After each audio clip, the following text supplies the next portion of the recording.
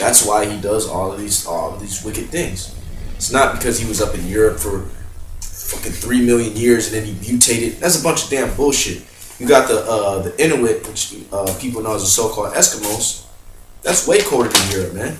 They're still dark-skinned people. Mm-hmm. You see, that's the type of knowledge you learn from the so-called white man. Why? Because he doesn't want you to know that he's the devil.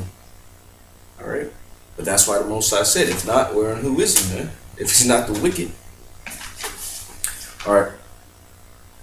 So, Amschel Bauer had a son, Meyer Amschel Bauer. At a very early age, Meyer showed that he possessed immense and intellectual ability, and his father spent much of his time teaching him everything he could about the money lending business and in the basic dynamics of finance. Now, with money, well,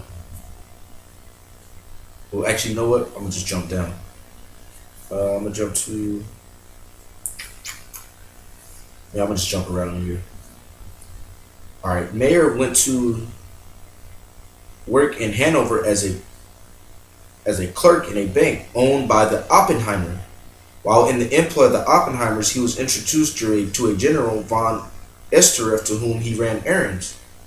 Meyer's superior ability was quickly recognized, and his advancement within the firm was swift. He was awarded a junior partnership. Von Estorff would later provide the yet-to-be-named House of Rothschild an entry to the palace of Prince William. Now, the Oppenheimers, those are so-called Jews as well, the tribe of Amalek. The big red shield was still displayed over the door. Recognizing the true significance of the red shield, his father had adopted it as his emblem from the red flag, which was the emblem of the revolutionary-minded Jews in Eastern Europe. Khazarians. Yep. Khazars. Yep. Which, yeah, like that's the symbol, the red flag, going back to them so-called communists, which that was run by so-called Jews. That whole communist movement, that's from these so-called Jews. Karl Marx was a so-called Jew. Right. Yep. Through his experience with Oppenheimers, Meyer Rothschild learned that loaning money to governments and kings was much more profitable than loaning to private individuals. Not only were the loans bigger, but they were secured by the nation's taxes. So pretty much, he was loaning, but who was paying for it? The people of that society, right? Which is what goes on unto this day. Yep. Which is why you American people, you're on the hook for all this debt. Yep, that's when you go to get a loan, you have to have what? Collateral. Mm-hmm. You have to have property like a car or a house in order to get to secure that loan. But as a government, all you have are your citizens, so they're your collateral. They're the taxpayer. Mm-hmm. Yep, and then if you can't pay, what happens? You're gonna work for it. That's why you people are peons, which means you're pretty much slaves through debt. You're wage slaves. Can you get that? Give me the law on usury. Because this wasn't just loan. Oh, hey, can I hold something for 5 days? Nah, he loans it with interest, which is against the scriptures, all right?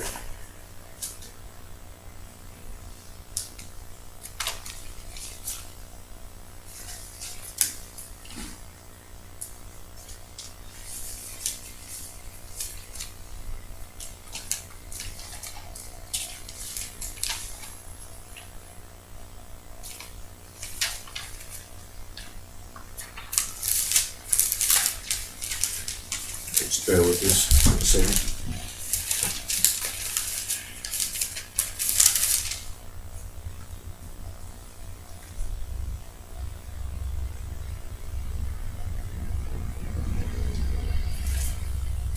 Right.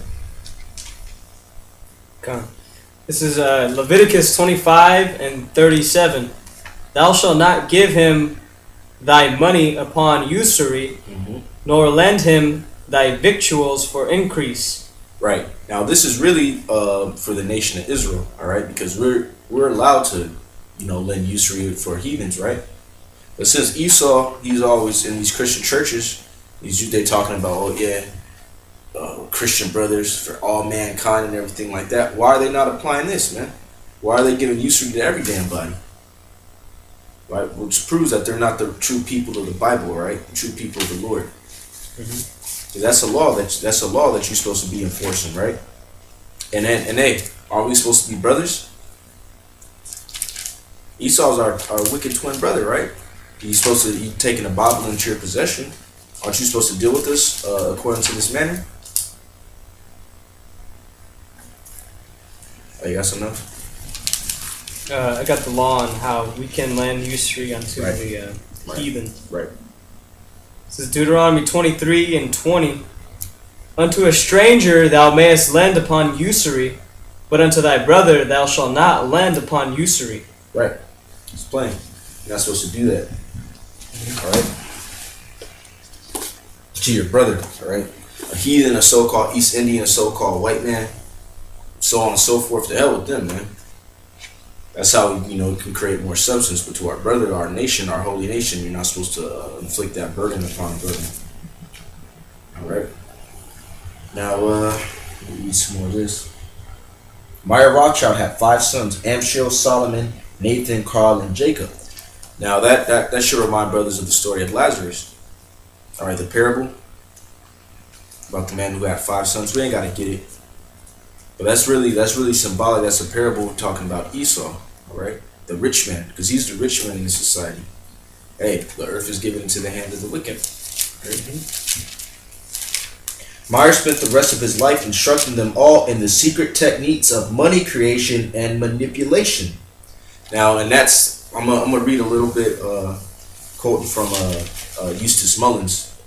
I believe it was the money creating machine. It was a documentary. He was on some fucking Crackers TV show, some old patriotic Crackers. This is going back to the 90s, but it was pretty much touching on his book Secrets of the Federal Reserve. All right, and just a little background on the Fed. Now, the Fed Reserve was founded on Jekyll Island in 1910 as a government bank for the people, and the central bank privately owned, with the owners getting all the profits. All right, and there was no national debt before the central bank was instituted, and this came to pass in 1913. That's when it was actually passed. And just like most laws, it was passed during their winter break, their winter session. It was either a few days before or after the so-called Christmas, where most of the opponents were out there. Same thing with the Patriot Act. They pushed that through, and I believe the NDAA, same circumstances. They just passed it through with nobody having time to really read the legislation. And the IRS. Right, the IRS, same year, founded the same year. Which you got former IRS employees, they'll bring it out how it's actually illegal.